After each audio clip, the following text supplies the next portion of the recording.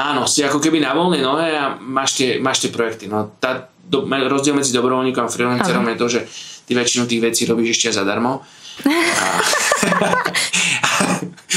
Takto moslimovia poznajú kresťanov. Vidíš tie alkoholové obchody a všetkých vlastne kresťania.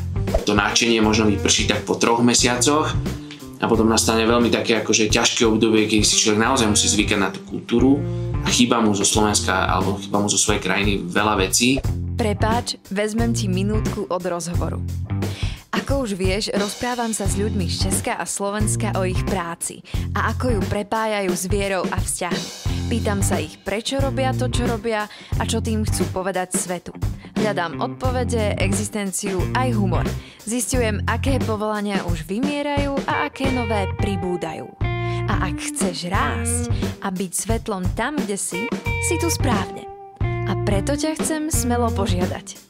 Kdekoľvek nás dnes počúvaš a chceš priložiť ruku k dielu, prosím povedz o nás kamošom. Odoberaj náš kanál a hlavne posielaj nám námety na povolania od A po Z. Naozaj, možno aj vďaka tebe spoznáme nový job. Ďakujem, že si v tom s nami. Vieš o tom, že priemerný človek strávi tak 90 000 hodín v práci? No a to, aká je práca dobrovoľníka v Kenii s manželkou a 7 deťmi, ti povie Roman Havran. Presne tak. Je to dobré. Slnko svietí, modrá obloha. Áno, po 3 v Kenii. Odporúčaš ľuďom Keniu?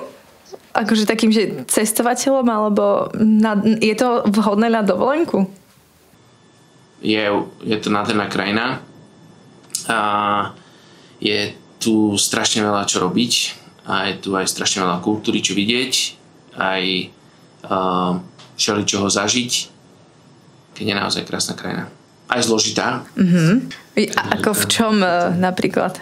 Tak Keňa má rôzne politické problémy, ale samozrejme je to akože zložitá v tom, že ja pochádzam z inej kultúry, takže všetko je iné. Aj veci ako dôvera alebo nejaká veriť niekomu je strašne zložité. Celý tento, že inak tu vnímajú dôveru a vieru v jeden druhého, takže je to také zložité. Častokrát sú to také facky pre nás. Na Slovensku čím viac niekomu veríš, tak tým viac ten druhý človek začne tebe veriť. Väčšinou teda to tak je, keďže tak sa budú priateľstva, že ty niekomu akože dôveruješ, niečomu ako keby zveríš, on sa cíti za to zodpovedný, tým pádom rastie taká akože dôvera medzi vami, aspoň teda vo väčšine prípadov samozrejme. Ľudia sú všade iní, rôzni, ale tak všeobecne je to asi tak, že ale tu to tak není. Tu je základ, že si neveríme. Rozumiem. A keď môžem z teba niečo dostať, tak z teba dostanem. A vy si tam ako dlho v Kenii? My sme teraz, to bude 9 mesiacov. A za tých 9 mesiacov už si našiel niekoho, komu by si mohol nejak dôverovať, čo sa týka keňských obyvateľov? Teda rodených, myslím. Áno. Viacero Keňanov, ktorým si môžem povedať, že by som im veril. Že pri takých otázkach, ale niekedy to je tak, že včera som stretol chlapíka, ktorého som stretol prvýkrát. Ale napríklad mi poradil, že to, čo som si od neho chcel kúpiť, aby som si to nekúpil. Aby som si nechal to, čo mám. Čo bolo strašne neobvyklé na Keňana. Lebo on keď videl, že niečo si chcem kúpiť, tak som myslel, že mi to bude chcieť pridať za každú cenu. A za čo najvyššiu cenu. Ale ja som ho stretol prvýkrát, on došiel ku nám, niečo nám opravoval a proste hovorí, že toto nepotrebuješ, toto moje, lebo toto tvoje je lepšie. Takže ja ti to iba opravím a budeme fungovať ďalej. Takže napríklad akože není to o tom, že potrebuješ teraz niekoľko mesiacov, ale tak akože to, čo nám aj Keňania povedali, že nemôžeš veriť ostatným. Že to je tak akože tá mentalita, ktorá tu je. A v iných národoch, tu v afrických, som počul, že to zvykne byť ešte aj horšie. Že proste tá nedôvera vlastne spôsobuje aj to, že prečo by som ti mal hovoriť pravdu, keď ťa dobre nepoznám. Takže akože základom je klamstvo. A ono to znie strašne, v našej kultúre to znie strašne akože úplne, že lebo my si strašne cnosť a takú čestnosť strašne vážime. A tu sa vážia úplne iné veci, akože tu sú iné veci dôležité. Okay. Akože to sú tie medzikultúrne rozdiely. A čo je teda dôležité, keď sa ešte iba zastavíme chvíľu tých Keňanov, tak čo je pre nich teda dôležité, že keď je to postavené na klamstve, že keď u nás je to cnosť alebo tak u nich je čo napríklad? Ani by som nepovedal, že teraz som myslel iné africké krajiny, lebo som počul príbehy napríklad aj zo Somálska, kde vlastne sa takto akože ľudia správajú, že ani ne, že klamstvo, ale oni to nenazývajú klamstvo, lebo klamstvo už je zlé. Ale proste, že prečo by som ti mal povedať pravdu, keď ťa nepoznám. Takže tak akože to nedáva zmysel nám Slovákom, že tak, toto je potom klamstvo. Oni povedia, ne, to nie je klamstvo. Prečo by som ti mal povedať pravdu, keď ťa nepoznám. Takže ale Keňania akože tak celistvo, proste oni ani medzi sebou nám povedali, že proste tu nemôžeš dôverovať nikomu. Akože keď niekoho spoznáš, proste nemôžeš mu dôverovať. Tak proste tá dôvera rastie. Asi to je úplne iný taký základ vzťahu ako u nás, povedzme.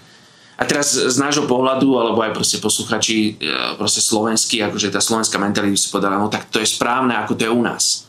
Ale to neznamená, že to je akože správne, ako to je u nás, to je iba proste iné. Áno. Áno. Rozumiem, hej, to by sme filozofovali, že čo je správne, čo nie je správne. Dobre, tak poďme si povedať, že prečo si vlastne dobrovoľníkom v Afrike aj s celou rodinou, ak to správne hovorím. A čo ťa tam dostalo? Takže dostala tam príležitosť pomáhať jednému, alebo pracovať medzi jednou etnickou skupinou, kde by som mohol rozvíjať ich historické povedomie a takisto by som mohol s nimi budovať vzťahy. Na základe čoho by som potom ich samozrejme mohol ovplyvňovať. Je to veľmi malý národ, ktorý ale vlastne teda nemá veľkú pozornosť povedzme nejakých veľkých humanitárnych organizácií alebo proste vôbec organizácií zo sveta, vo svete, ktoré proste pracujú a tým pádom je tu príležitosť im pomôcť, je tu príležitosť budovať ich identitu, tým, že sú malí, tak tá identita je veľmi ohrozená aj historická, nejaké historické pozadie a vlastne ja tieto veci mám rád a takisto verím tomu, že Boh ma do toho povolal, aby som pracoval s takouto etnickou skupinou. Takže asi to bol dôvod, prečo som išiel do Kene. Keď hovoríš, že Boh ťa do toho povolal, to znamená, že ste veriaci pre poslucháčov. Ja ťa poznám, takže to sa nebudeme tvariť, že ťa nepoznám, čiže viem, čo si robil predtým. A môžeme teda povedať, že ten oblúk, aby bol pochopiteľný, že keď hovoríš o tom, že Boh ťa do toho povolal, že to môžeš povedať, nie? Že čo si robil predtým, alebo že čo bolo teda to Havran Ministry.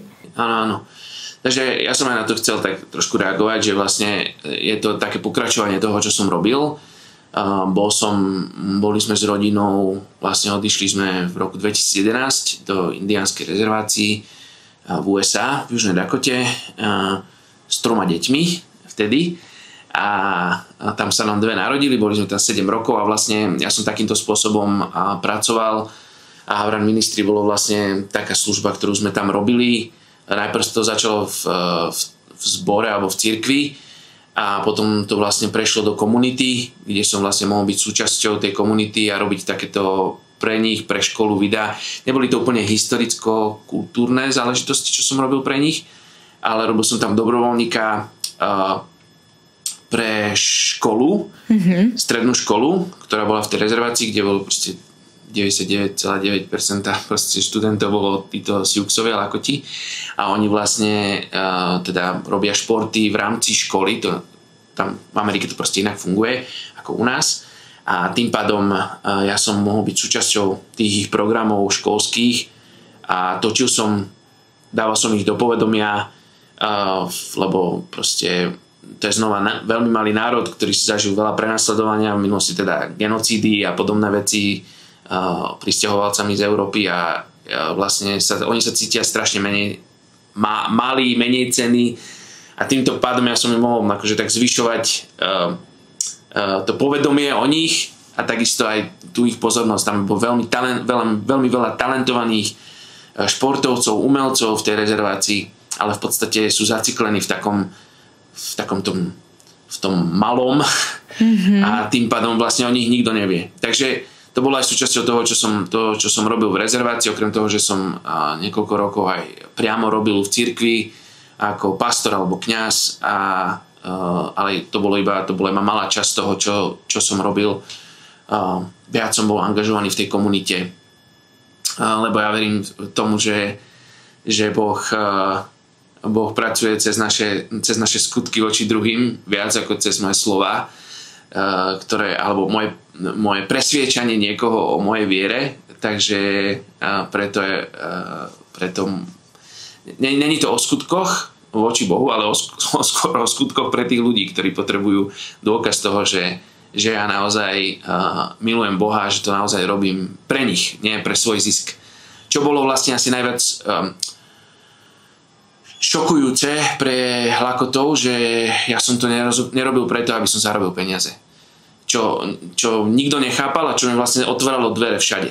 A to teda nie, že ja nemám rád peniaze alebo niečo také, ale toho dobrovoľníka som robil preto, lebo mi to vlastne umožnili ľudia, ktorí ma podporujú, ktorí ma podporovali a ja som na základe toho mohol robiť niečo, čo by pre Lakotov nikto iný nerobil a vlastne za peniaze. A oni z toho boli úplne rozčarovaní, že niekto sa našiel z cudzej krajiny, kto došiel, aby im pomohol v niečom zadarmo. Lebo väčšina ľudí, ktorí tam ešte v dnešnej dobe dojdú ako bieli, tak chcú zarábať na tej indiánskej kultúre. To znamená, že znova ako keby pokračuje iným spôsobom tá genocída, aj keď, alebo v ich ponímaní, teda v ich pohľade, ten útlak a to prenasledovanie stále pokračuje. A ako si sa k tomu dostal, že prečo vlastne vás taká nejaká malá etnická skupina ako Lakoti, že ste tam išli a že si išiel do toho rizika aj s 3 deťmi ešte? Tak ja som odjak živa chcel ísť do Afriky, pomáhať ľuďom, teda pracovať s ľuďmi, byť takýto dobrovoľník a vlastne potom sa stalo to, že som si v školskej knižnici našiel knihu o indiánoch, nebol to Winnetou, teda som dal na správnu mieru. Bola to hneď druhá najznámejšia kniha. Ani ne Poklad na jazere. Poklad na Striebornom jazere nebolo to od Karl Maya vôbec. Okay. Tí, ktorí poznajú históriu, tak vedia, že Karl May má úplne vymyslené príbehy o indiánoch a položené na úplných mýtoch a zmiešal všetky indiánske kultúry do jednej aparskej a podobne. Ale toto bola jedna Nemka, ktorá žila naozaj medzi Lakotmi, napísala taký román. Tiež je to známy, Synovia Veľké medvedice sa to volá, taký 7-dielny román o jednom chlapcovi, celý jeho život. Ja som tú knihu prešiel niekoľkokrát a vlastne som bol nadšený tou kultúrou, spôsobom života, ale potom tým, že som taký optimistický realista, jak sa ja sám rád nazývam, tak som chcel vedieť, ako sa oni majú naozaj teraz, ako vtedy teda, keď som mal 15. Takže tu si mal 15 rokov, keď si sa dostal k tejto knižke a tam vznikla tá túžba? Asi 11. Aha, dobre. Asi 11. A v tých 11 vznikla túžba ísť zrazu za Indiánmi, respektíve poznať viac indiánsku kultúru. Áno, no vtedy to bolo čisto iba, že ma bavila tá kultúra, ako keby to boli moje dva také svety, že ja som chcel byť akože dobrovoľník, chcel som pracovať pre tých ľudí, chcel som proste byť vyslaný niekam do sveta, aby som mohol niekomu pomáhať niekde. A môžeme pomenovať do Afriky. Prepáč, iba teraz do toho skočím, že môžeme pomenovať akoby na pravú mieru, čo znamená, že pomáhať, že akoby rozširovať ich kultúru, respektíve im prinášať nejaké nové vzdelanie, alebo je to skôr z toho hľadiska viery, ktorú môžeme vôbec spomenúť, že hlavné to gro bolo, že im chceš prinášať evanjelium, či toto nemôžeme? Pre mňa asi to, čo my sme akože mali taký nejaký slogan v Havran Ministry, že prinášať ľuďom nádej, čo má rôzne rozmery. Teda ja verím, že ľudia ultimátne hľadajú Boha. Častokrát o tom nevedia, že ho hľadajú a častokrát nie sú po ňom vôbec hladní, lebo proste nepotrebujú ho. Takže pre mňa priniesť do také indiánskej rezervácie nádej. Samozrejme, ja viem, že tá nádej živého Boha v mojom živote urobila rozdiel a preto by som im chcel dať takú nádej, ale niekedy si ľudia, teda vždy si musia ľudia vybrať sami, lebo to bude ich viera Boha. Takže ja im môžem iba priniesť odkaz svojho života, ako keby ukázať im, ako ja žijem, žiť medzi nimi a oni sa môžu na základe toho učiť, niečo naučiť, rozhodnúť sa, vidieť a tužiť po tom istom. To je tak, keď kopec, ja som počul na pojem ako keby na evangelizáciu, ale na taký vôbec akože šírenie evangelia, čo je taká nejaká kresťanská terminológia. Tak ja som pod týmto počul taký krásny príklad o tom, že vlastne šírenie evangelia ako keď jeden bezdomovec ide druhému bezdomovcovi povedať, kde nájsť chleba. A najlepšie mu to povedať tak, že ten chleba drží v ruke a povie, že počúvaj, hentam v tom domove, kde môžeš aj ty ísť a majú chleba. Pozri sa na tento chleba, pozri sa, ja už nejsom hladný. Ja som bezdomovec, ale už nejsom hladný. A už som najedený. A proste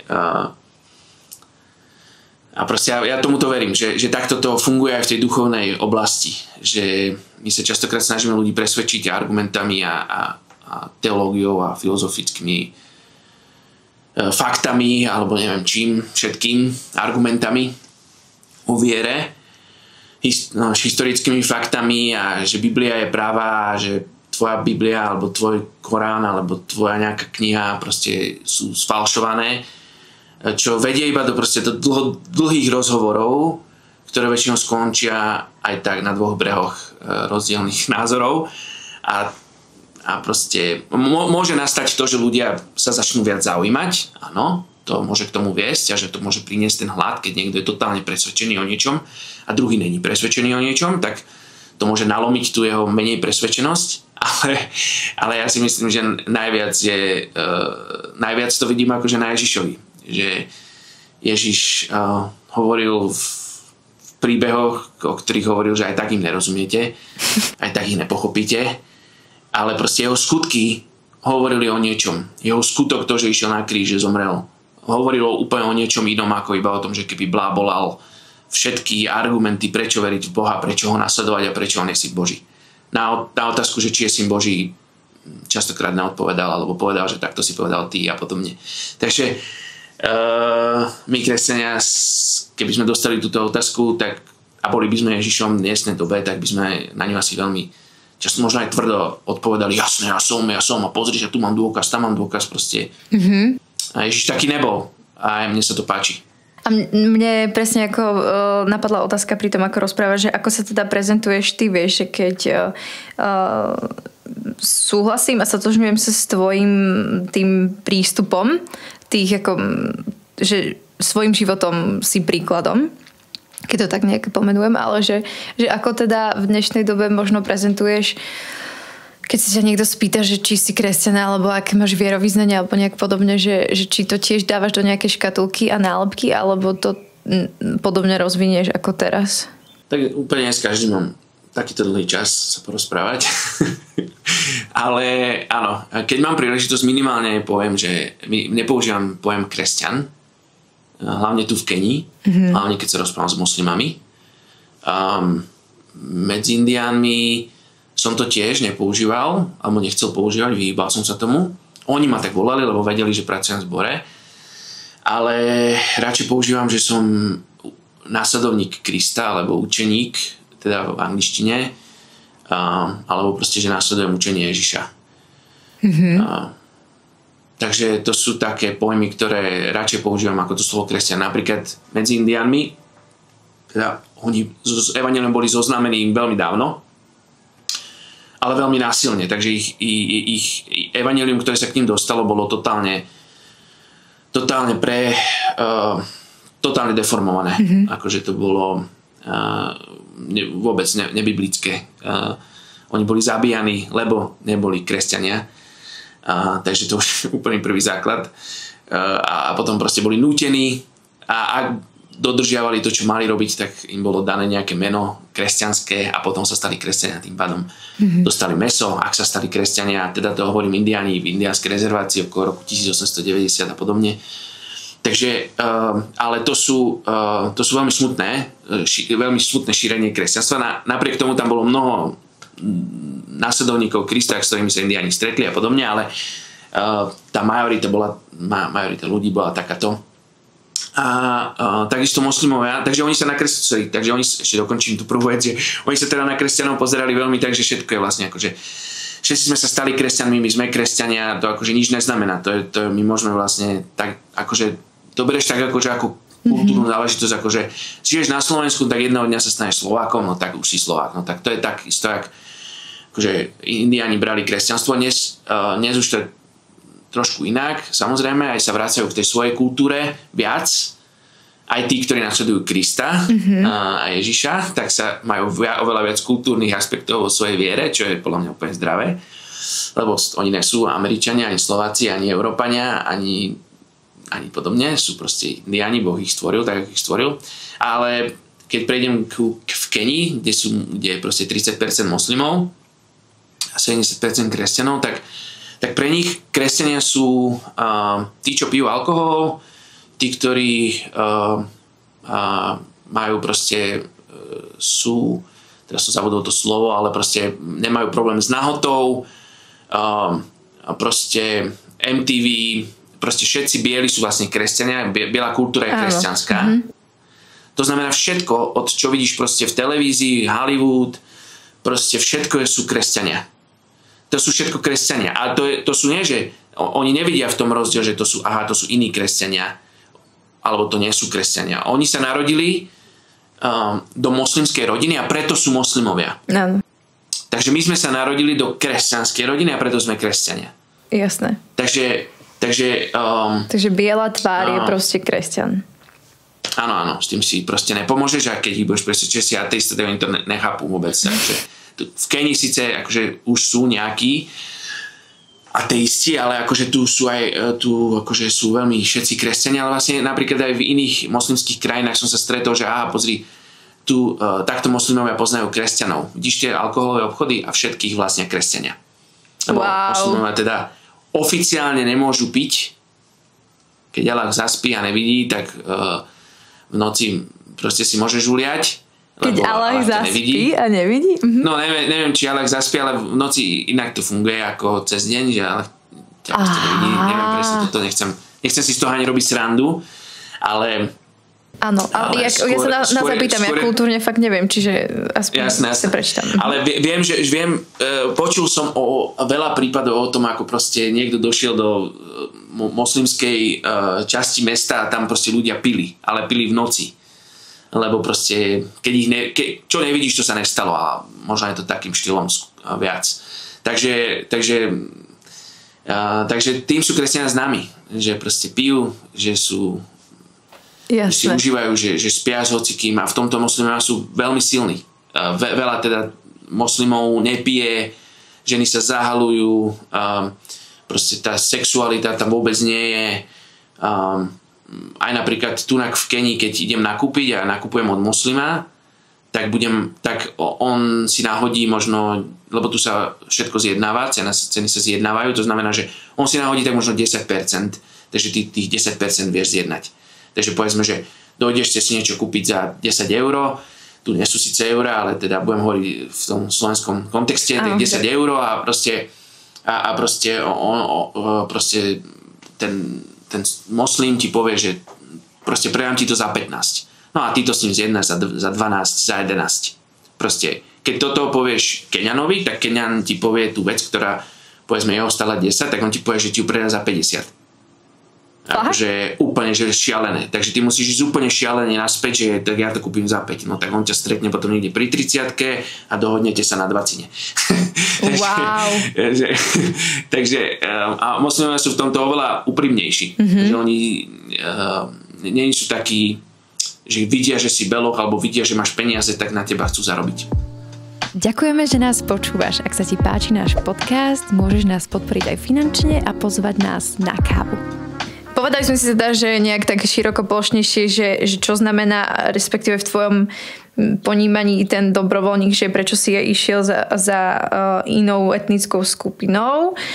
a neviem, že či to môžeme, nebudem to menovať v tvojom teraz prípade, ale že možno, že ľudia si to predstavujú pod názvom, neviem,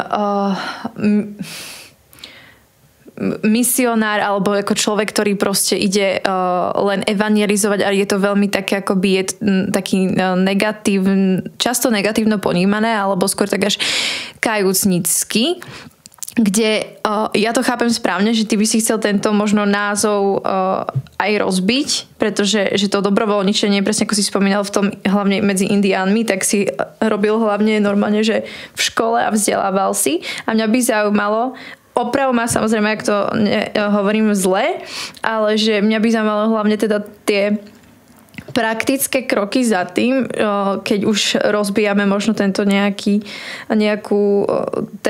názov, tú nálepku, ktorá proste vlastne nikto ani nevie poriadne, ako vyzerá, kým sa do nej naozaj celoživotne nepustí. Že mňa by zaujímali naozaj také tie praktické príklady, že čo to všetko obnáša, v tvojom prípade ísť aj s rodinou a s 3 deťmi v tom čase do inej kultúry a byť tam. No, to je ťažká otázka, aby som to správne odpovedal. Uh-huh. Ale teda začnem asi tým, že určite by som chcel, asi by ma niekto mohol nazvať, alebo je také pomenovanie misionár. A ja by som to chcel naozaj ten pojem rozbiť, lebo to slovo asi veľmi podobne ako slovo kresťan už v dnešnej dobe má úplne iné významy, teda na základe tých historických faktov, ktoré vieme, čo sa diali, keď boli niektorí misionári v Južnej Amerike a podobne, sú o tom filmy natočené, dokumenty a tak. Veľa tej práce, toho šírenia evanjelia aj kedysi, hlavne kedysi bolo cez pomoc od rôznych katolických rádov až po proste zakladanie proste nemocníc po celom svete. A to sú akože všetko to boli všetko úžasné veci, lebo vlastne chceli pomôcť tým ľuďom. Ono to ide proste ruka v ruke. V cirkvi si to niekedy tak predstavujeme, že to je také akože jednoznačné, že ľudia iba proste potrebujú počuť evanjelium, potrebujú počuť o Ježišovi. A problém je, že nastáva, že oni o tom Ježišovi nepočuli, ale otázka je, že my im to vlastne nevieme povedať.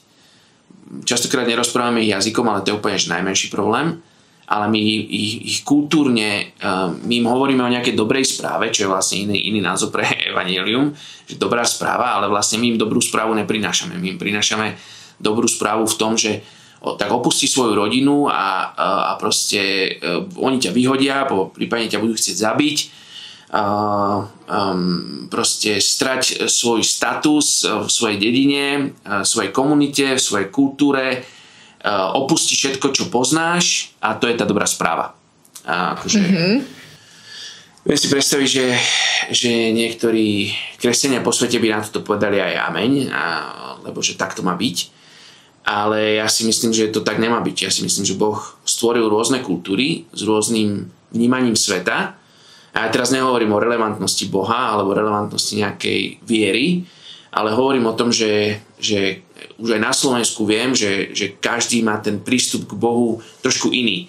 A teraz, aby som to dal na správnu mieru, tak poviem, že napríklad moja manželka, keď sa chce modliť, tak potrebuje sa modliť niekde, kde je ticho, kde proste buď on je sama v prírode, kde nie sú iní ľudia a proste, alebo zavretá niekde v izbe, najlepšie proste v prírode, proste, kde nie sú iní ľudia. Mne to proste napríklad vôbec nevadí byť aj proste v rušnom meste a sa modliť. Že to sú tie iné prístupy, o ktorých hovorím. Proste každý máme z iných prostredí pochádzame. Takže proste máme iné, nechcem to nazvať prejavy, ale proste iný spôsob, akým sa približujeme k Bohu. A presne tak, ešte ten spôsob je strojnásobnený, štvornásobnený tým, že niekto vyrastá uprostred Sahary, alebo proste neviem, na severe Kanady, kde je proste neustála zima, to sú proste, oni vyrastajú úplne v iných podmienkach. A teraz keď niekto proste z našich poveternostných podmienok dojde im povedať, no tak ale vieš, keď sa chceš stretnúť s Bohom, musíš do prírody sám, no tak on by umrzol, lebo proste sa tam nedá byť ani 10 minút vonku. Tak to je iba proste akože taký príklad, čo ma teraz napadol, asi není relevantný, ale chápeš, čo chcem povedať. Že tie spôsoby, ktoré si my predstavujeme, že sú správne, lebo my sme ich tak pochopili a my ich tak bereme a máme, tak pre ľudí z iných kultúr, ktorí vyrastajú proste v iných ekonomických podmienkách, proste v úplnej chudobe, proste im povieme, že ja neviem, no a to, akože to by som mohol rozprávať príbehy. Jak ste sa na to pripravovali, že keď poďme stále akoby hovoriť o tom Havran ministri, že čo si robil predtým a že jak to bolo prakticky, že ja neviem, pracoval si predtým 2 roky, aby si ušetril na cestu tam a na život tam. Čo na to manželka vôbec, že si povedal, že chcem ísť medzi lakotou, lebo toto je moje volanie a také tie veci okolo toho. Tak asi akože no ja som vlastne odkedy sme sa spoznali, tak som jej to proste povedal, že chcem ísť a že pôjdem. A ona vedela, že proste ja nebudem akože zarábať proste v IBM a proste budovať si kariéru niekde, proste aby sme sa mali dobre ako rodina, že ja chcem proste ísť slúžiť Bohu. To bolo predtým, ako sme vôbec začali spolu chodiť. Na svadobku som ju zobral do indiánskej rezervácie, viac menej do Južnej Dakoty, čo tiež nie je vôbec destinácia, ani ne, že na dovolenky a už vôbec na svadobky. Ale proste ja som jej chcel ukázať tú krajinu, ktorú ja som vlastne nikdy predtým nevidel, ale mal som k nej nejaký spôsob lásky, ale mal som k nej nejaký spôsob, že som bol nadšený z toho. Takže ja som akože pracoval som normálne proste som mal prácu pred svadbou aj po svadbe ako predajca náhradných dielov pre kamiony. To bolo proste také veľmi zaujímavé, lebo ja vôbec nie som predajca. Ale a potom sme vlastne išli na biblickú školu do Dánska. Keď sme sa vrátili, tak som začal pracovať v telke, kde som v slovenskej televízii, kde som chvíľu pracoval ako grafik, respektíve tá pozícia, my sme si ju nazvali ako grafici, že cvičená opica, lebo to sme vlastne dávali titulky do správ live a ja som hlavne robil šport, takže to som robil, ale to tiež nebola vôbec nejaká super zárobková činnosť. Nám sa proste narodilo v tom čase už druhé dieťa, takže tých peňazí sme potrebovali, ale vlastne ako dobrovoľník sme mohli ísť tak, ak sme mali za sebou nejakú organizáciu alebo cirkev, ktorá by nás vyslala a tým vyslaním myslela, že by našla nejakého partnera vo svete, čo vlastne ona našla v Južnej Dakote a vlastne my sme mohli ísť do Južnej Dakoty ako keby do partnerskej organizácie a vlastne s nimi spolupracovať, ale všetky financie sme si museli nafundraizovať. A na to nám znova dala cirkev platformu, že sme si vlastne mohli chodiť po rôznych spoločenstvách, kde sme šerovali toto, čo chceme ísť robiť. A tí, ktorí sa preto nadchli, ja verím, že to nebolo iba také nadchnutie, akože iba také, že lebo viem dobre rozprávať, ale že v tom bol celý aj Boh a Boh ľuďom zapálil tie srdcia, ale neviem, jak to povedať, proste naklonil im srdcia a oni vlastne mohli, alebo rozhodli sa, že nás budú podporovať. A boli to naozaj, robili sme prednášky, boli to ľudia, ktorí nechodia do cirkvi, ateisti, ktorí nás podporovali, aj teraz nás podporujú ľudia, ktorí nechodia do cirkvi. Takže nie je to iba proste o tej cirkvi, ale tá hlavná časť ľudí je asi tam, lebo veria tomu, že aj k tomu sme povolaní, aby sme išli k národom a priniesli im tú nádej, Božiu nádej. Takže vlastne ona, čo sa týka aj ženy, že vedela, že proste raz pôjdete tam, že proste, že toto je nejaká cesta. Áno, akože nemala na výber. Už podpísala chcela byť so mňou, teda mala na výber samozrejme, ale chcela ísť so mňou, tak, ale o tom vedela samozrejme pred svadbou, predtým, jak podpísala papiere. Top. Takže tak teraz prakticky, že keď stále rozoberáme tú cestu toho dobrovoľníka, čiže vlastne potom ste skončili v Dakote, dajme tomu, a to išlo nejak cez rozumiem, že určite nejaké víza a tak ďalej, nejaké povolenia a vlastne prakticky si sa zapísal ako lektor, ktorý trénoval, že to bolo s tými športami, ak si spomínam správne, čo si hovoril? No ja som bol v USA na náboženských vízach, to znamená, že ja som tam išiel ako keby v rámci toho cirkevného spoločenstva, v ktorom som vyrastal, takže to bolo také prepojené. Takže ja som išiel tam do veľmi alebo rovnakej cirkvi, dá sa povedať. Takže tým pádom som dostal náboženské víza a najprv sme tam teda 6 mesiacov boli iba na stáži, jak sa to volá? Stáž, áno, na stáž. Na stáži sme boli prvých 6 mesiacov iba na takej skúške a potom sme tam vlastne išli už v 2012 na náboženské víza. Takže my sme tam došli a boli sme tam išli sme tam pomáhať tým, ktorí vlastne tomu pastorovi, ktorý tam, alebo kňazovi, alebo proste vedúcemu toho zboru cirkevného, toho spoločenstva, tak sme tam išli vlastne pomáhať jemu. Ale potom my sme videli to, že vlastne v akej situácii sa nachádzajú vlastne tí indiáni. Čo vlastne to je to, čo ma lákalo tam a to je to, prečo som tam chcel ísť, lebo keď aj niekoho podporujete na diaľku alebo proste adoptujete si dieťa a v živote nemáte záujem o tom, ako sa vlastne to dieťa naozaj má, že na diaľku niekomu platíte štúdium a vlastne vás nezaujíma, ako sa to dieťa má, tak mne to príde také akože smutné. Je to super, že ich podporujete, stále neprestaňte ich podporovať, ale proste majte viac záujem, to chcem povedať, lebo peniaze sa ľahko posielajú. Akože dobre. Asi ne všetkým, ale sú ľudia, ktorí ľahko posielajú peniaze. Sú ľudia, ktorí majú veľa peňazí a nemajú problém proste podporiť, poslať nejaký projekt, ale peniaze nikdy nenahradia proste ten ľudský aspekt toho, keď je niekto pri niekom. A vlastne v indiánskej rezervácii, keď sme tam došli, tak sme videli, že oni všetci vedia o cirkvi, všetci poznajú, akože vedia, kto je Ježiš, všetci proste nejakým spôsobom aj boli na nejakom kresťanskom tábore, keď boli mali a podobne. Ale proste oni nevedeli, ako sa žije s Bohom. A vlastne to je aj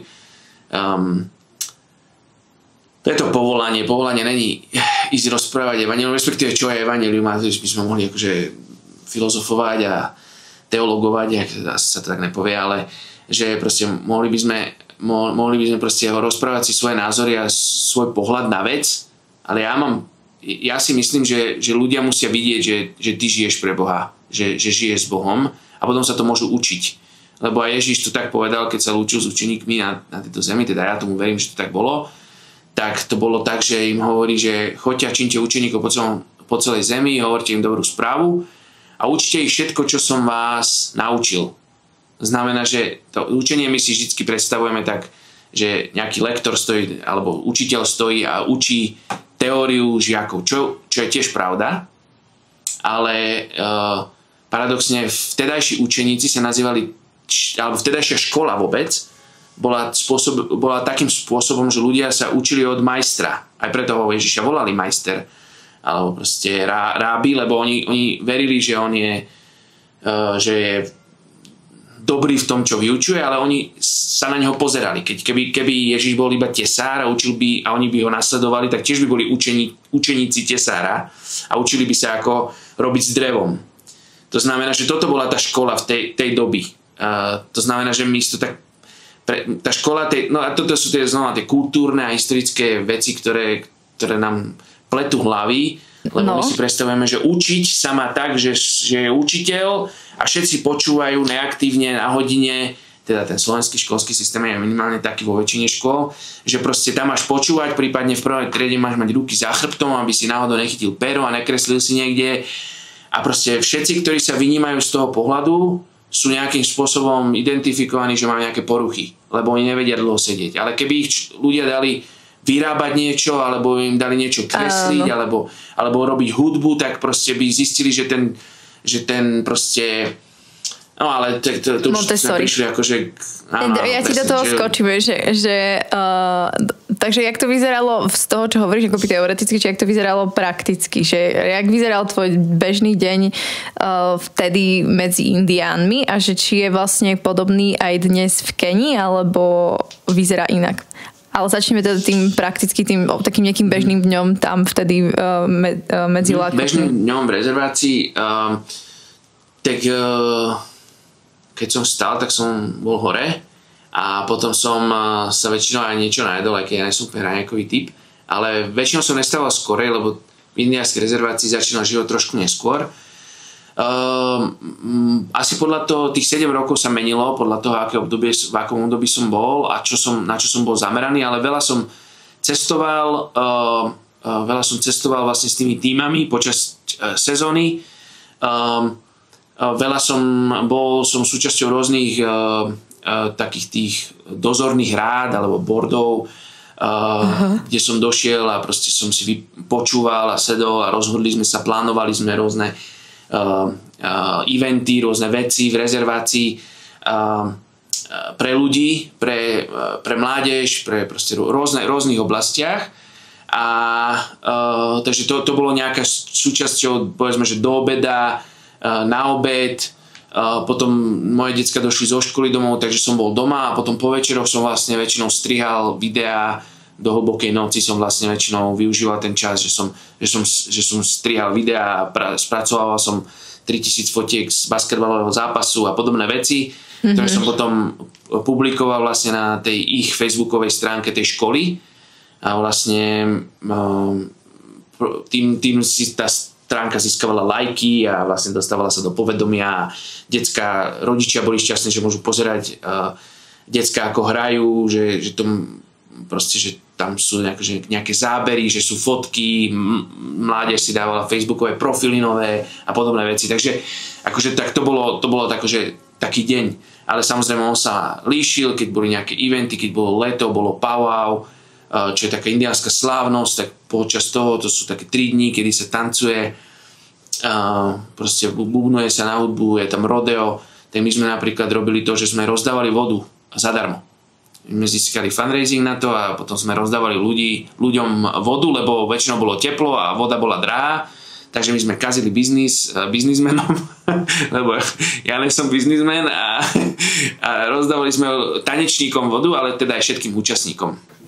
Vodu, čo sme za 3 dní kľudne vedeli rozdať aj 6000 vôd. Proste. Takže... Akože nejaké, že litrovky, alebo... Nie, akože politrovky. A ešte sme si urobili väčšinou aj etiketu, že sme ľudí, akože, že ľudia vedeli, že to je akože... Že, od vás. Že to je od nás a že... Áno, to je inak veľmi zaujímavé, že vlastne my berieme vodu ako samozrejmosť, pitnú aj ňou splachujeme, ale vlastne niekde je takto ďalej veľmi drahá a sú radi, že ju majú. Áno, akože v indiánskej rezervácii teda bola voda normálne dobrá, ale tu na Afrikáno je to tak, že voda z kultiku je úplne no. A ešte aj tu aj Keňania akože používajú vodu, čo sfiltrovanú alebo kupovanú a takže. A ako vyzerá teda tvoj deň teraz v Kenii? Je to podobné ako tam, alebo... Teraz trošku inak, lebo ja som tam, teraz som v hlavnom meste Kene, čo je proste 5 miliónové mesto a že vraj v pracovný deň až 7 miliónové mesto, že tých 2 milióny, 1,5 milióna proste fluktujú na dnu z mesta. A to je viac než Slovensko, nie? To je viac než Slovensko. A môj deň je taký, že ráno vstanem a mám lekciu, učíme sa jazyk posledných 5 mesiacov. A teda toho kmeňa, s ktorým by sme chceli pracovať. A potom po obede máme spoločný obed, aj s tou učiteľkou, aj s ľuďmi, ktorí sú u nás zamestnaní a po obede máme ako keby voľno, ale teda v rámci toho, že mám 7 detí, tak z toho vyplývajú rôzne iné povinnosti, ako ísť nakupovať 3-krát do týždňa, potom iné veci sa musia zohnať, oblečenie, som v novej kultúre, takže už len akože prechádzka tu je proste niekedy, že ide sa človek prejsť hodinu, tak je to úplne iné, ako keby som sa prechádzal hodinu po Bratislave. Človek je z toho vyčerpaný. My žijeme v takej časti Nairobi, kde nežije veľa belochov, takže tým pádom máme akože strašne veľa pozornosti na sebe od prvého momentu, kedy vyjdeme von z nášho ako keby areálu, kde je náš dom. Takže je to tak akože aj veľmi malé a jednoduché veci na Slovensku sú tu extrémne náročné. A vieš dať nejaký príklad? Okrem toho, že vidieš z domu a všetci ťa vidia? Príklad vôbec. Určite to záleží od povahy človeka. To si uvedomujem. Že ja som človek opatrný. Takže ja si dávam ako keby veľký pozor a tým pádom sa do niektorých vecí proste pomaly nejako dostávam. Sú ľudia, ktorí sú veľa odvážnejší a tým pádom by asi preskúšali oveľa viac vecí, ako ja som to teraz preskúšal, ale vôbec ísť, neviem, pre mňa niekedy ísť výzva, keď idem do nejakej časti, kde povedzme sú poväčšinou akože moslimovia a idem si tam niečo kúpiť, to je, ja som tam 1,5 hodiny, tam prechádzam a chodím po obchodoch a to je reálne, že není 10-15 sekúnd, kedy by ma niekto neoslovil, nechytil, nechcel niečo proste, či už odo mňa, alebo proste vôbec sa spýtať, akože pokriky, alebo vôbec, tak je to strašne únavné, akože, že nezavidím žiadnym celebritám, ktoré akože toto zažívajú, akože, že proste idú na nejakú dovolenku, na nejaký proste poloprázdny ostrov, lebo proste ísť do nejakého mesta, kde ich všetci poznajú, by bolo strašne unavujúce.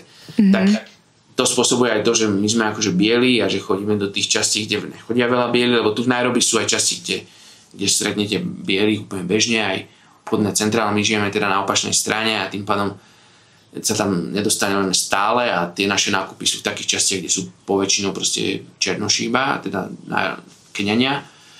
Takže tým pádom máme, no takže to sú také únavné veci, takže to je napríklad vôbec niektoré systémy, vôbec ísť autom je proste zážitok a to sa veľmi ťažko opisuje, to si človek proste musí zažiť. Moji rodičia tu boli, oni povedali, že to bola jedna z najstresujúcejších vecí jazdiť a nie, že so mňou, ale akože na tých uliciach. Jasne, takže horšie než v Taliansku, hej?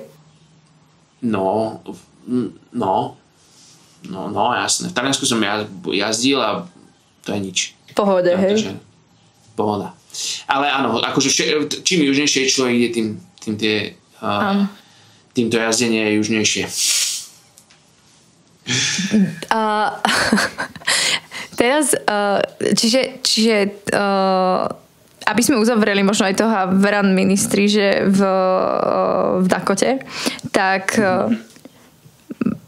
tá služba toho dobrovoľníka tam bola nejak prínosná, že to, čo si akoby robil, aj keď si možno opísal, chápem, že len jeden deň teraz z tých 1000, čo si tam zažil, ale že či bola vlastne akoby prínosná, respektíve videl si tam ten efekt, lebo chápem, respektíve ja keď poviem slovo dobrovoľník, tak dúfam niekde v pozadí, že uvidím nejaký ten efekt po 2-3 rokoch, dajme tomu, že tam je nejaká odozva a že či si ju tam ty videla alebo nie, alebo... Áno, dobrá otázka. Asi všetci chceme vidieť výsledky našej práce, je to úplne tak prirodzené a táto práca takéhoto dobrovoľníka je častokrát spätá s tým, že tie výsledky človek nevidí, lebo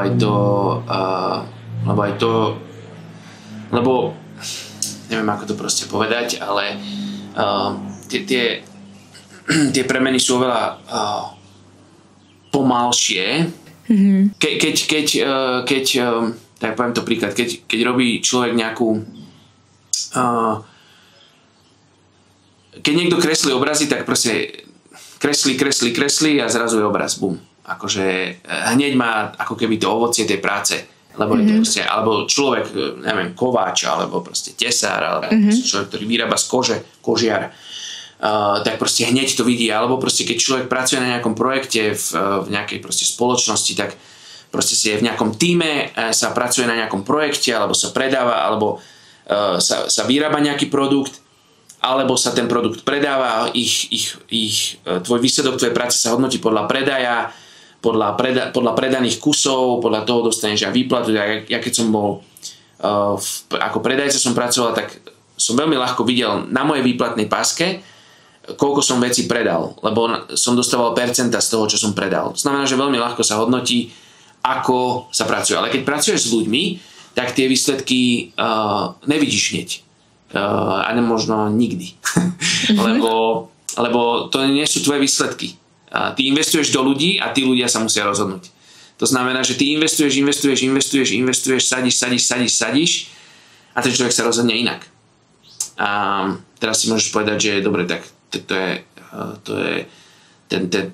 roky práce boli zbytočné. No určite nie, lebo ten človek možno niekomu povedal niečo, ale proste ako sa ten človek rozhodne, to je proste čisto na ňom. To znamená, že ja ale napriek tomu, aby som sa teda vrátil k tvojej otázke, či som videl nejaké výsledky práce, tak som videl a videl som ich už počas toho, ako som tam bol, ale určite to nie sú megalománske výsledky, že na základe môjho pôsobenia sa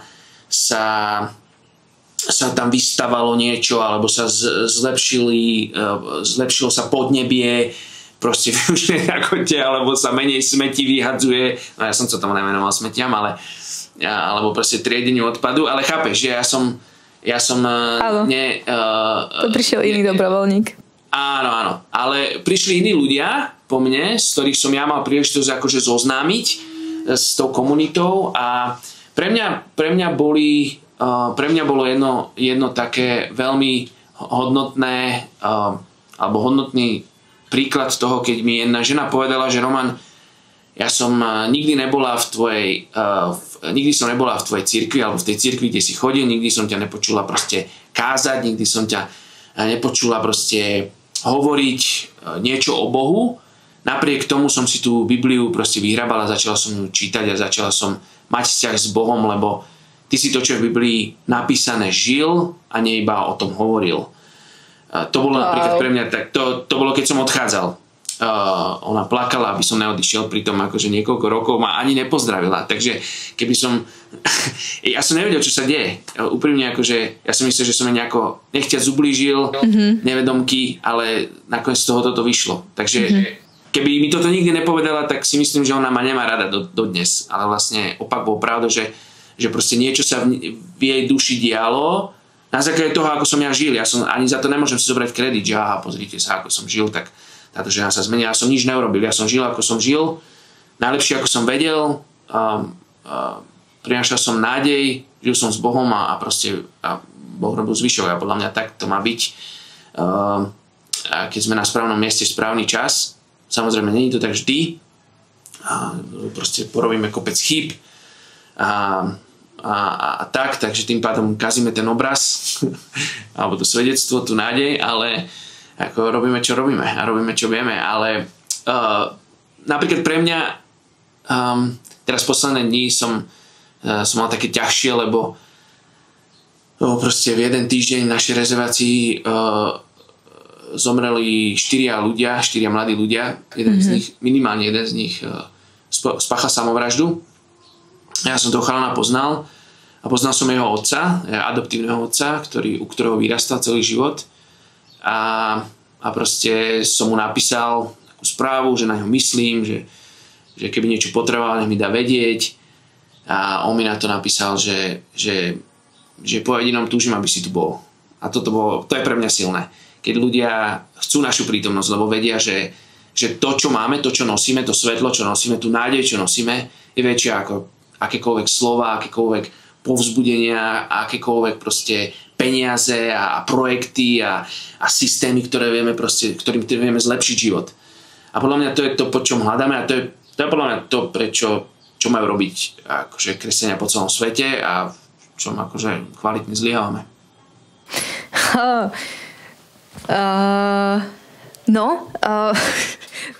Som vás nechcel obviniť akože poslucháčov.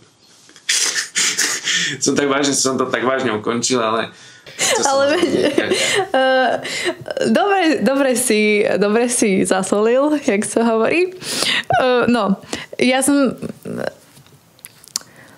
Myslíš si, že všetci, keď si to teda takto aj povedal, že všetci by mali žiť ako dobrovoľníci? Ja si nemyslím, že všetci by mali byť dobrovoľníci, lebo by nikto nemohol byť dobrovoľník, lebo by všetci boli dobrovoľníci, chápeš? A dobrovoľníci sú vlastne akože podporovaní tými, ktorí nie sú dobrovoľníci. To je taká matematika dobrovoľníka. Presne tak.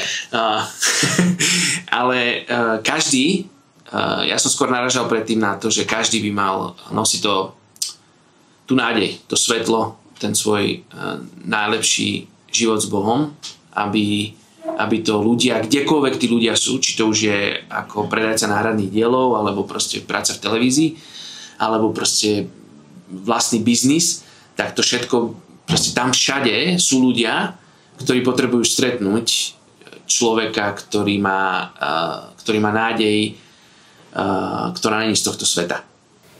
Takže asi tak by som to povedal, že určite si nemyslím, že každý je vôbec povolaný byť dobrovoľník. Myslím si, že ani ne, že to slovo povolanie je to tak čudné, že byť povolaný, ale ja som nikdy nechcel byť ani smetiar, ani kozmonaut, ani lekár. Ja som nemal žiadnu ambíciu ako dieťa iné, ako byť takýto dobrovoľník. Ako pracovať niekde proste pre ľudí, ktorí sú svetom zabudnutí, ako sa hovorí, ktorí sú nepovšimnutí médiami, ktorí sú utlačaní, ktorí sú zosmiešňovaní, a s takými ľuďmi som chcel pracovať. A takí boli... Ja ti do toho skočím, že keď hovoríš o tom, že si nikdy nemal ako tú túžbu nejakého iného povolania okrem tohto, ja si to moc nepýtam v tomto podcaste, ale je to vlastne také akoby možno špeciálnejšie, hej, že viem, že sú ľudia, ktorí sa narodia, že chcú robiť nejaké humánne veci, alebo presne ako pomáhať slabším komunitám, aj keď treba, že nie sú kresťania, alebo že tam nechcú ísť týmto nejakým šírením tej dobrej správy, ale že tá otázka, ktorú sa chcem spýtať, je, že vlastne, že ty sa narodil medzi rodičom do rodiny, ktorí boli nejak humánne založení, alebo si to videl od súrodencov, alebo proste si sa fakt tak čistá jasná narodil, že na teba zasvietilo svetelko, že ty budeš tento.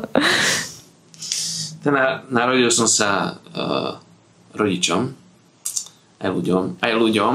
A áno, akože myslím si, že moji rodičia mali dar pohostinnosti, a proste my sme v kuse mali hosti a mali sme proste tesne pred pádom komunizmu a po páde komunizmu sme mali veľmi veľa návštev z rôznych častí sveta, ktorí k nám chodili a hovorili o takéto zážitky z rôznych afrických krajín, azijských krajín a juhoamerických krajín. A mňa to proste fascinovalo vždy. A ja som vždycky bol asi tak, že viac s tým outsiderom, že asi aj ja a moja sestra vždycky to bolo o tom, že aj v hokeji, že keď proste hrali úplne dva neznáme týmy, teda týmy, s ktorými nemáme vzťah, povedzme, že Fíni, Švédi, tak vždycky tí, ktorí prehrávali, tak tým sme držali. Lebo proste sme cítili s tými slabými, ako keby. Ale... Aha, a to bolo akoby z tých, akože od rodičov, že ste tam akoby prijímali veľa kultúr do rodiny, ale tvoji rodičia, neviem. Vieš, že zaujíma ma aj konkrétne povolanie, ako neviem urobiť psychoanalýzu, ale tá zaujímavosť za tým je mi zaujímavá. Už rozprávam filozoficky, jak ty. Asi by som sa tak nezameral. Viem, že akože neviem, ale obidva moji rodičia boli v cirkvi, vyrastal som v cirkvi, počúval som to, videl som roky života, kedy proste či už pracovali, alebo proste robili dobrovoľníkov v cirkvi, takže videl som ten príklad, ale neboli to úplne medzikultúrne príklady. Ale ja viem, že to si pamätám akože ešte na takú čierno-bielú skriňovú telku, na ktorej si musel proste utekať k nej, keď si chcel prehrať, keď sme pozerali nejaký hokej, a si pamätám, že niekto to rozpoznal na nás dvoch, že vždycky sme fandili tomu, kto prehráva. Že niekto si z nás takú akože srandu robil, a vlastne ja som si to potom neskôr tak uvedomil, že to je to, prečo vlastne vždycky chceme s ľuďom, ktorí sú takí outsideri.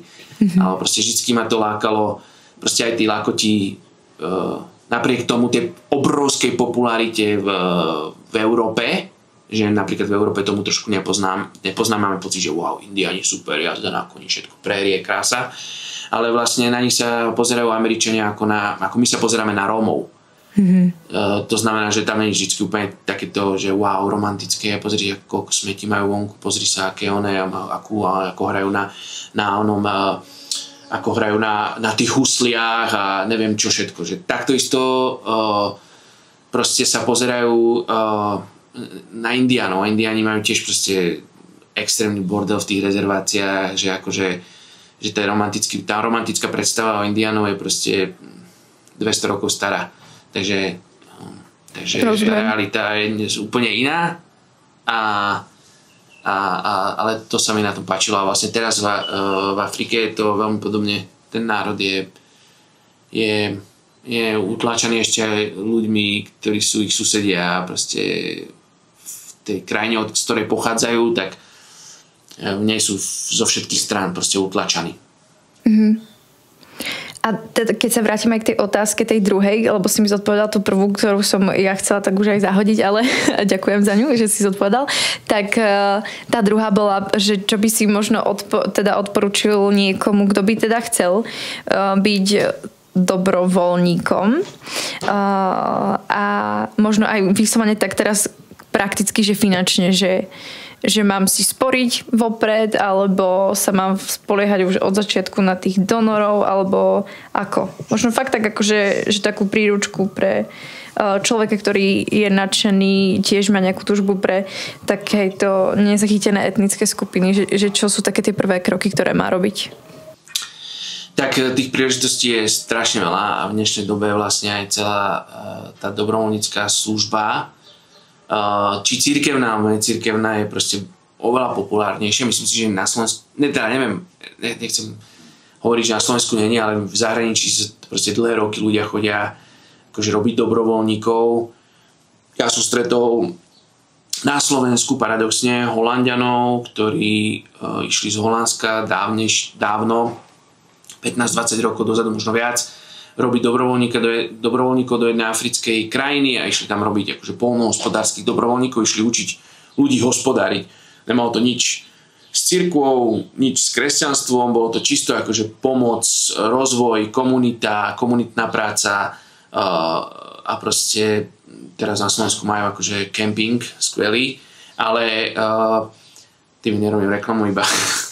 No a teda prakticky to vyzeralo ako, že sa museli vzdať majetku, museli vyvrakovať. Tak nemôže sa úplne vzdať majetku, ale teda sú organizácie, myslím si, že aj na Slovensku, ale toto neviem povedať, ale verím tomu, že sú na Slovensku organizácie, cez ktorých, keď ľudia chcú, tak môžu ísť robiť dobrovoľníkov do detských domovov, do rôznych komunitných projektov, ktoré sa robia. Nemusí to byť vždy, môže to byť spojené s kresťanstvom, nemusí to byť spojené s kresťanstvom. Viem, že aj v rámci katolíckej cirkvi boli ľudia aj tu v Kenii, Dom Bosco, tu má svoj obrovský detský domov.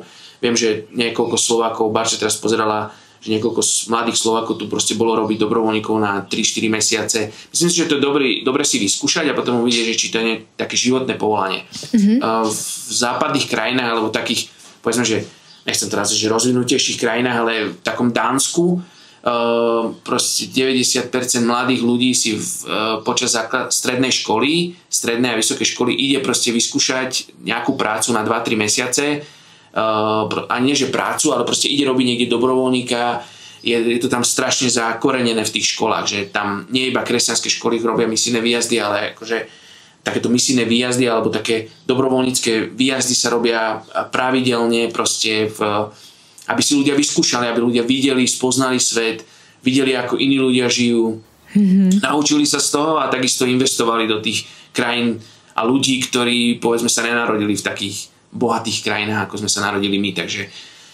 Takže to je také akože je to úplne bežné. Na Slovensku tá dobrovoľnícka práca nie je ešte úplne taká samozrejmá, alebo ľudia majú pocit, že čo teraz musím akože obetovať roky alebo mesiace nejakého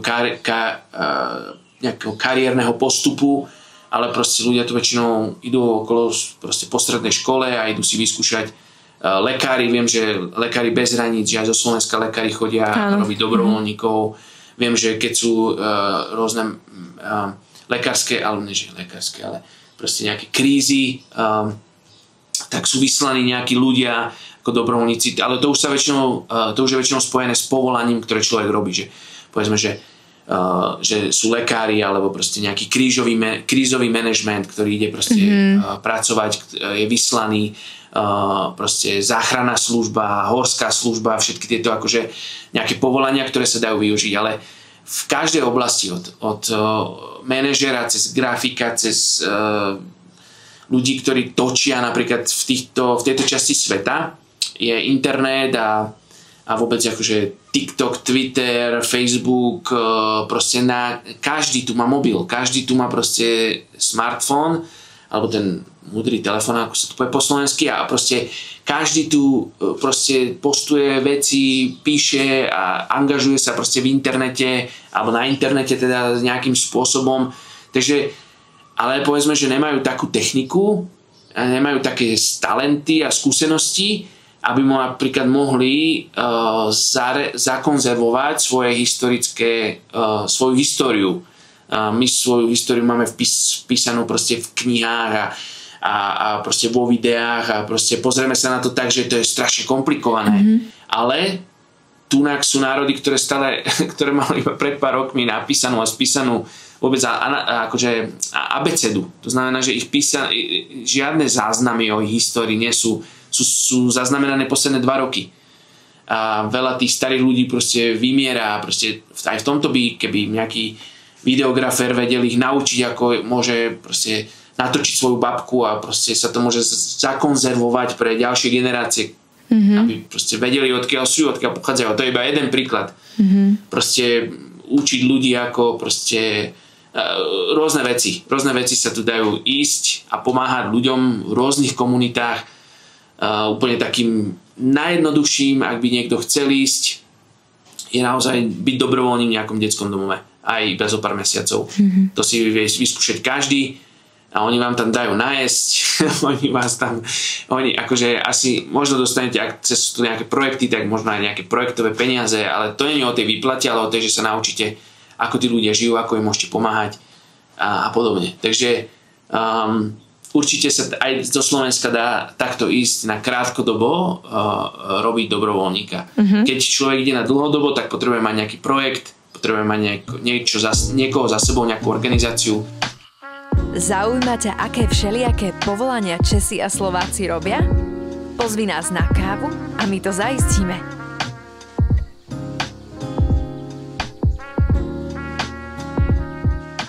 Tak asi takto nejak, že prakticky, že ak ste sa možno na to pripravovali, aby ste si prepočítali s Barčou, že toľko nás bude stať mesiac a máme deti a potrebujeme toľko financií, vieš, že tak prakticky.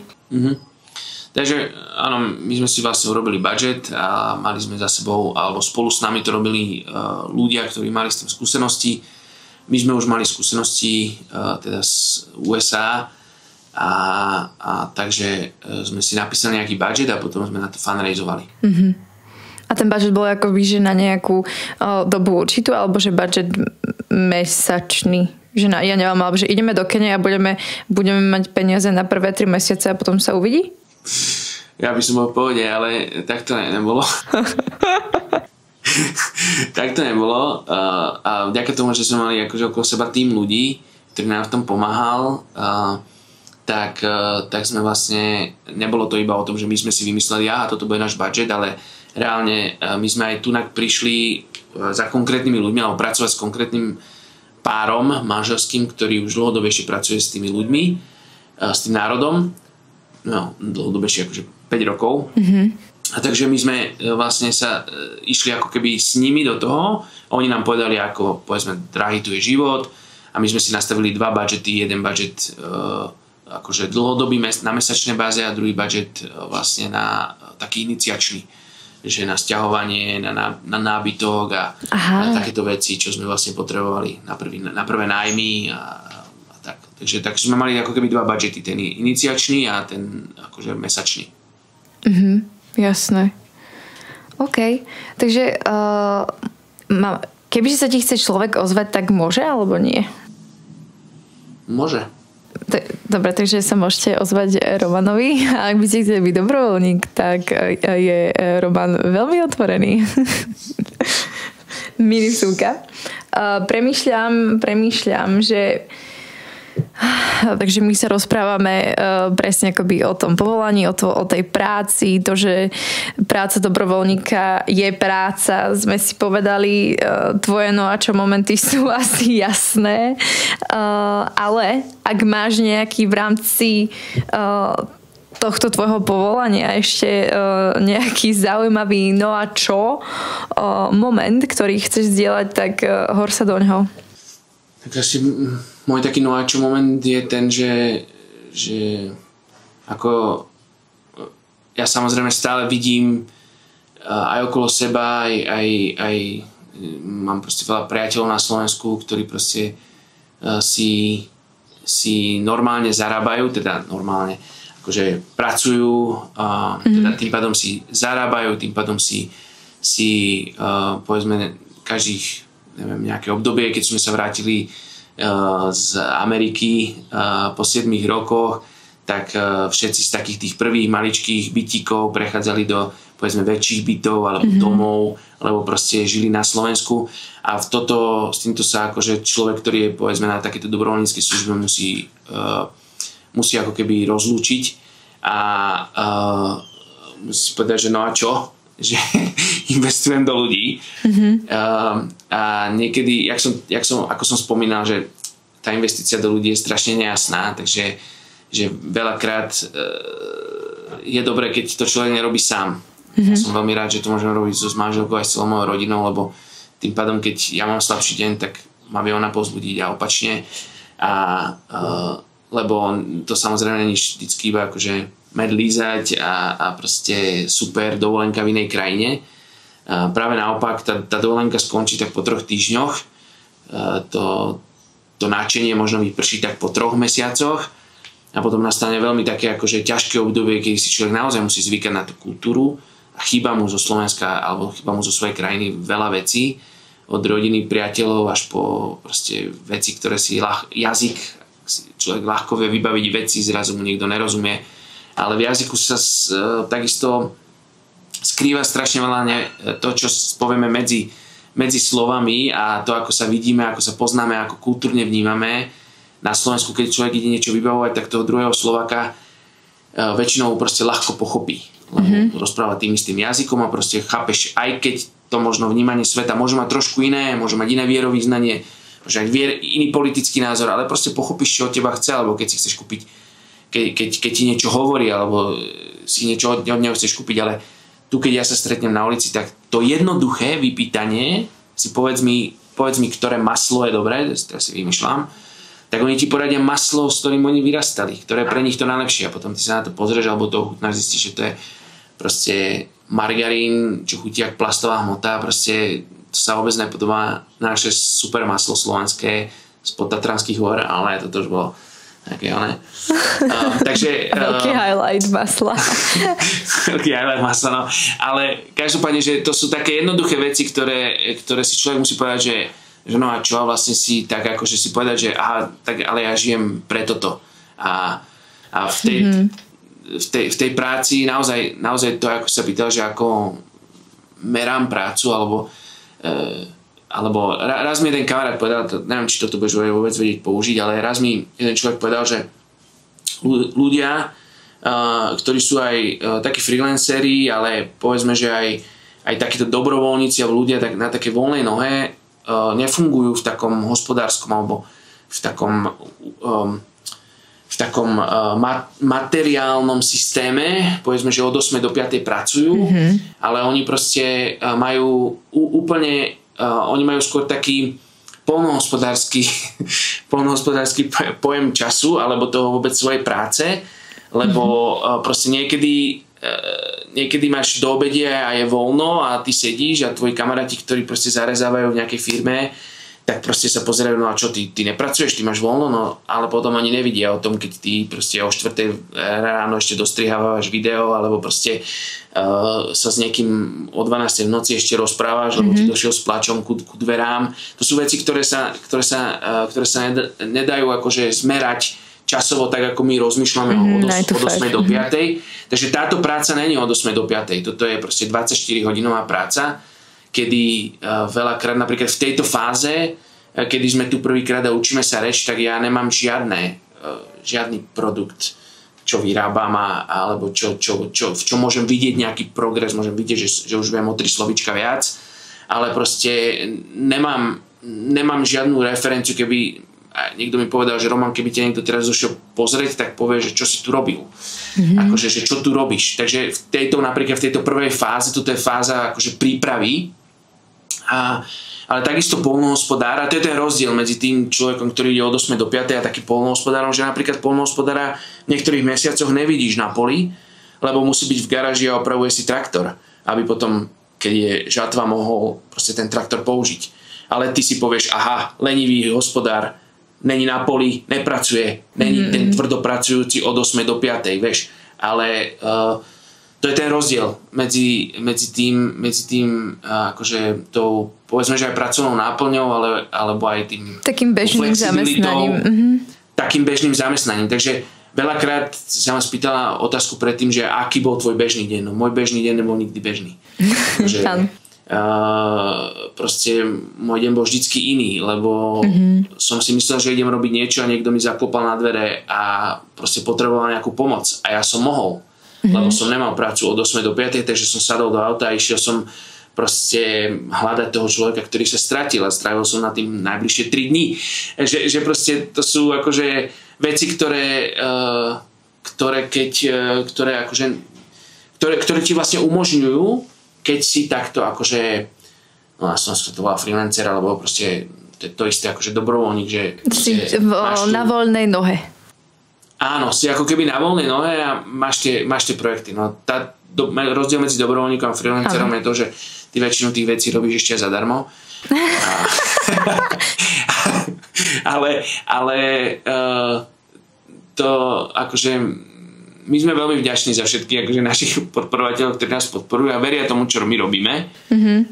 A veria, že to a pre nás je to tá dôvera, ktorá bola do nás vložená v tom, že oni nám dôverujú, to je to, čo nás ženie vstať ráno a nespať do druhej po obede a to je to, čo proste nás ženie sa učiť reč aj napriek tomu, že už to proste v tej hlave veľmi nepáli, tak proste sa snažíme proste maximum, čo vieme a snažíme sa byť akože zapojení v tých projektoch, v ktorých máme byť zapojení. Takže to je tá hnacia sila toho, že ja neverím, že tí ľudia, ktorí vlastne nám prispievajú, alebo vlastne sme nafundraizovali tie peniaze, že oni nás platia, ja to beriem tak, že oni to dávajú Bohu a ja to dostávam od Boha. Takže to je taký môj pohľad na to, aby som sa trošku odosobnil od toho takého tlaku, ktorý by som mohol mať voči jednotlivým ľuďom, ktorí nám niekedy proste poslali peniaze v tých posledných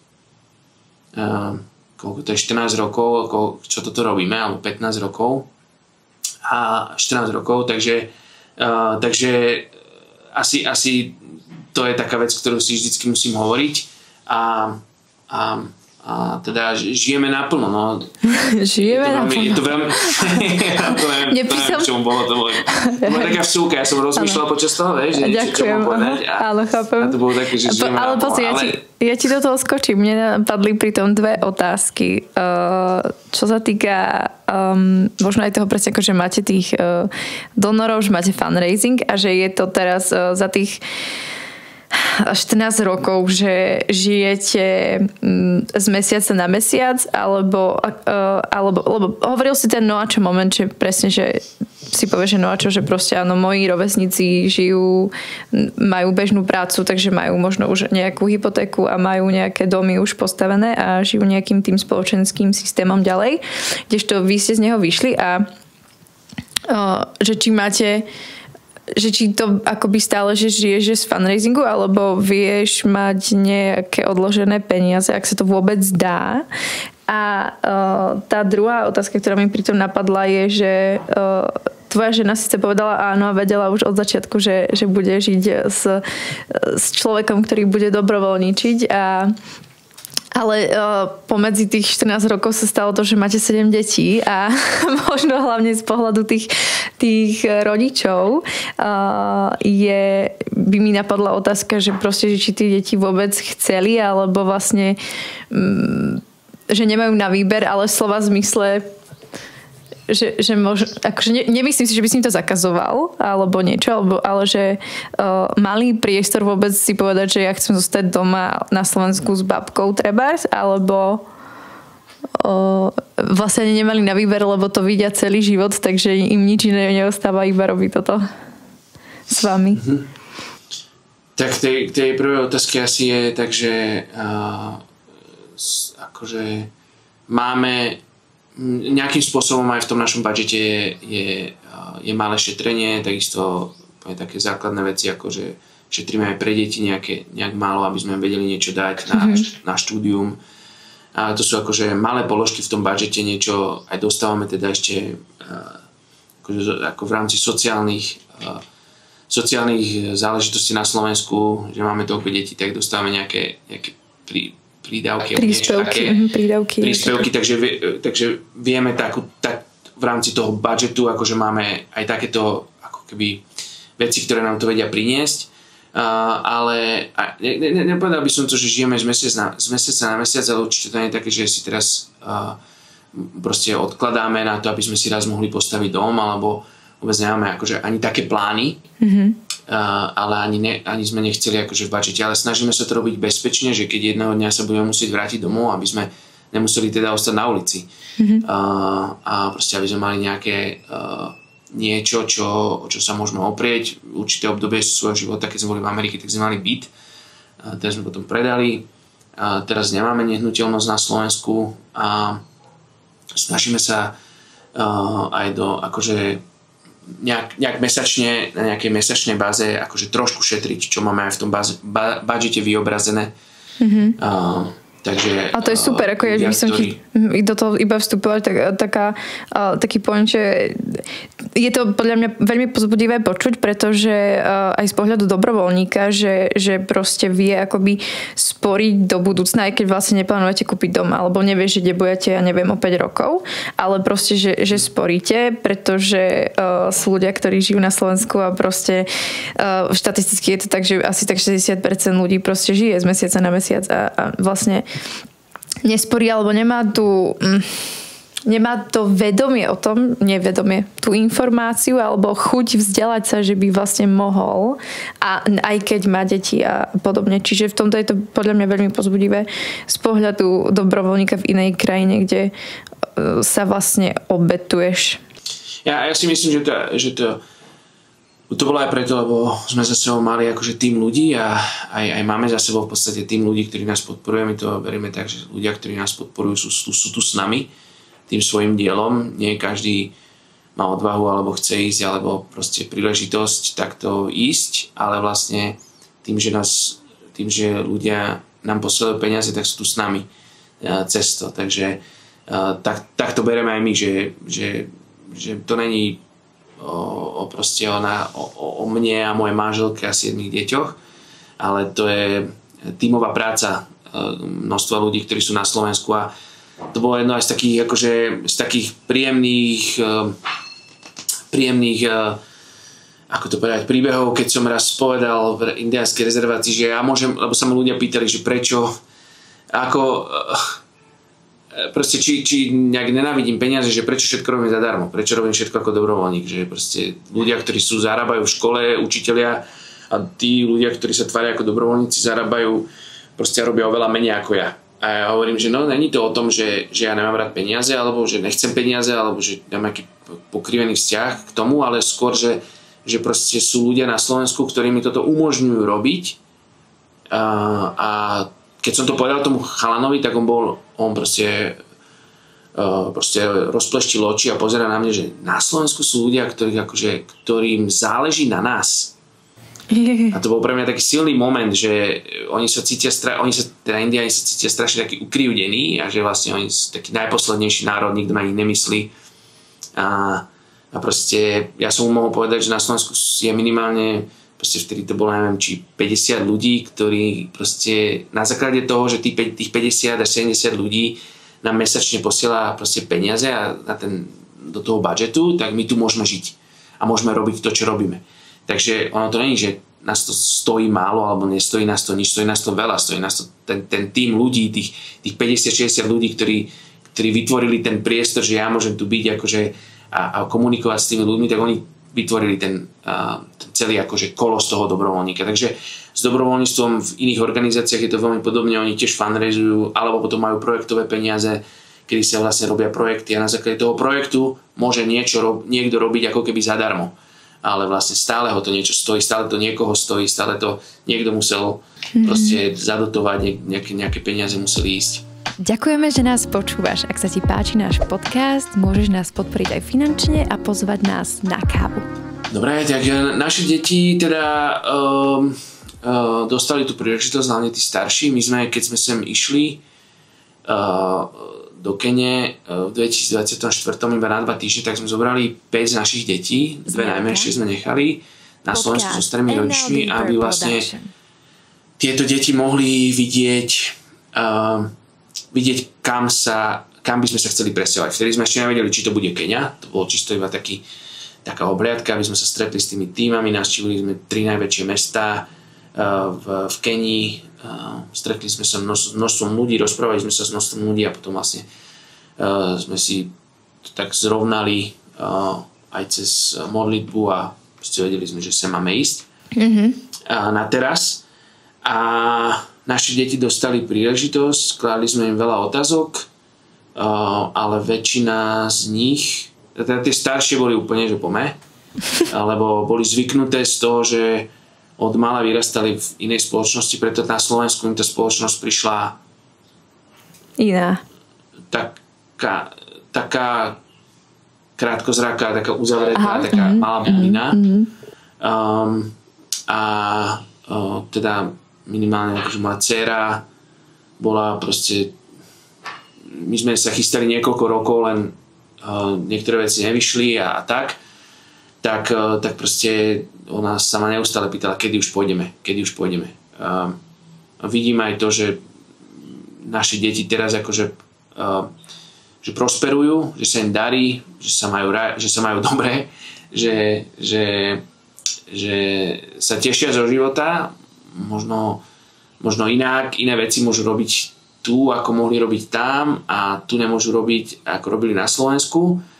Moja dcera nemôže ísť von sama, ani napriek tomu, že má skoro 17 rokov, kvôli tomu, kde sme a že sme bieli. Takže to sú také obmedzenia, s ktorými sa v Bratislave nestretla.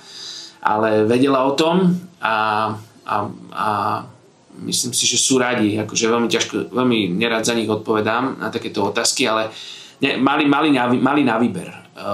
Jednoznačne akože a ja to beriem tak, že oni sú súčasťou tiež toho, čo my robíme. Ja tu nerobím niečo tak špecifické, že ja nie som nejaký projektový inžinier nejakého vodovodného potrubia.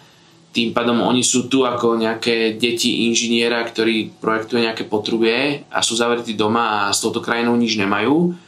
My sme tu celá rodina ako dobrovoľníci. To znamená, že moje deti, ktoré sú teraz akurát vonku z našej brány, ale stále akože v našom areáli, kde je asi 150 domov, tak tu interaktujú s deťmi a proste sú tu jediné biele deti v našom estate sa to volá, v našom akoby sídlisku zavretom. Takže akože majú veľa pozornosti aj oni, ale oni si to akože užívajú, majú kopec kamarátov, tešia sa akože zo života, učia sa jazyk, ten lokálny svahilčinu, čo je vlastne taký po angličtine druhý oficiálny jazyk v Kenii. Takže akože vidím, že majú čo potrebujú. Samozrejme určite niečo strácajú a to sa veľa ľudí ma na to pýtalo, že či si nemyslím, že akože berem svojim deťom to detstvo so starými rodičmi, s bratrancami, vôbec v prostredí, ktoré poznajú, ktoré je pre nich prirodzené. Určite berem, určite je to obmedzujúce pre nich, oni takisto nachádzajú veci a stretávajú sa s ľuďmi, spoznávajú svet, tak ako by na Slovensku nikdy nevedeli. Takže každá tá strana má svoje výhody a svoje krásne výhody a veľké výhody a aj obrovské nevýhody. Takže, ale ono to tak je v našich životoch normálne, alebo stále, že máme niekoľko možností a niektoré možnosti a každá možnosť má svoje výhody a svoje nevýhody. Ale musíme sa v určitom momente rozhodnúť a veriť tomu, že to, čo sme sa rozhodli, je správne a potom ísť ako tečie voda po tom prúde. Súhlasím, ďakujem. Moja asi posledná otázka je na teba, že ako vnímaš úspech? By som asi musel začať rozprávať, aby som na to prišiel. Alebo môžem tú otázku ešte otočiť, takže čo by si chcela, aby ľudia hovorili na tvojom pohrebe? No úspech by bol, keby tam niekto bol na tom pohrebe. To už by som považoval za úspech. Toto mal byť úplne vážny rozhovor o dobrovoľníctve v Keni, ale ja sa tu vlastne celú dobu iba smejem. Ďakujem veľmi pekne. A tu to vôbec technik za kamerami sa tu úplne topí v slzách smiechu. No úspech je, keď urobíš a teraz to zvážujem, to je presne to, čo v hlave, prečo hovorím, že by som radšej o tom akože chvíľu rozprával, ale teraz akože by som sa možno zaciklil a možno by som to oľutoval, že som to povedal, preto nerozprávam. Ale že chceme ovplyvniť ľudí, chceme druhých ľudí ovplyvniť, ale nie preto, aby si akože pamätali nás, aj keď je to príjemné, pekné, keď si nás pamätajú, keď nás rozpoznávajú v dave, keď sme urobili niečo, čo je výnimočné v ich životoch, ale pre mňa by bol úspech, pre mňa bol úspech to, čo mi povedala tá žena v indiánskej rezervácii, že nikdy som ťa nepočula rozprávať nábožné veci, biblické veci, napriek tomu som videla, že to žiješ. A takto by som toto ja považujem za úspech, keď to, čo je okolo nás,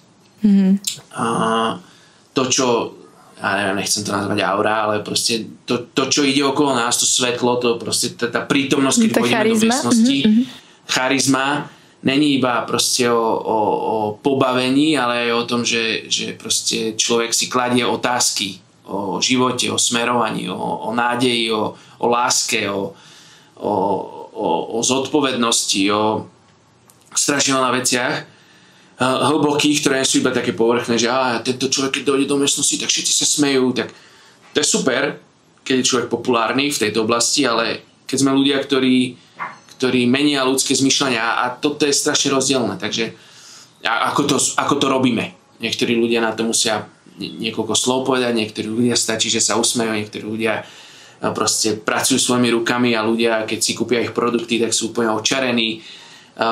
Tak toto by som asi ja považoval za úspech, keď dokážem ľuďom dať hlad po niečom hlbšom, ako iba proste materializmus a aj keď akože materializmus nie je zlý, ale alebo teda materiál nie je zlý, ale nechcem znieť ako nejaký oný človek, ktorý proste teraz žije nejaký, na to je pojem, taký ten svätý život? A nie, svätý život je taký, čo z cirkvi rozprávame, ale to je normálny taký pojem, taký, keď človek sa proste akože odšupuje do nejakého kláštora a na všetko zanevre a reholný život, akože taký? Neviem teraz, ale no keď sa všetkého vzdáš. Ja nežijem taký život, že som sa všetkého vzdal a že nemám rád veci, nemám rád dobré veci, pekné veci, ale nechcem, aby tie veci udávali akože moje smerovanie, čo budem v živote robiť. Ale každopádne vrátim sa k tvojej otázke, neviem, ako som sa sem dostal, je, že úspech teda považujem, keď robíš v živote človeka rozdiel tak, že si nie iba zapamätá teba, ale že si kladie vážne otázky vo svojom živote na svoje smerovanie, na to, kam ide, či to, čo robí, má zmysel, či to, do čoho investuje, je zmysluplné a neznamená to, že budem považovať za úspech, keď bude na Slovensku viac dobrovoľníkov a keď ľudia budú nasledovať ten môj obraz, alebo ja nasledujem niekoho obraz. To nie je dôležité, ale túžim potom, aby ľudia žili naplno v tom, čo žijú a boli hladní po hlbšom. Boli hladní po Bohu. Ďakujem. Ja si myslím, že si to presne asi aj tak celkovo dobre uzavrel celý ten rozhovor. Ďakujem, Roman. Takže teším sa, že sa ti môžu ľudia ozvať a že verím, že si mu určite otvoril veľa otázok k tomu, čo si hovoril a znova opakujem, že ti môžu napísať asi na Instagrame alebo niekde. Najlepšie asi na mail. Na mail? Aha, dobre, tak na mail. A tešíme sa, že si v Kenii a že ja sa osobne teším, že tam že si ochotný aj s celou rodinou takto prinášať iným kultúram nádej a že si sa s nami mohol takto rozprávať aj na diaľku, pretože si vlastne prvý, s ktorým sme sa takto rozprávali na diaľku a vieme, že to teda funguje a že to môžeme skúsiť aj s ostatnými. Takže ďakujeme a pozdravujeme celú rodinu. Prosím ťa, ak nás sleduješ a počúvaš a vidíš tento batón, odoberaj, tak ho stlač, pretože chceme vedieť, ako sa ti to páčilo, akých hostí chceš mať a by si v tom bol spolu s nami. Díky. Podcast And Now Deeper Production.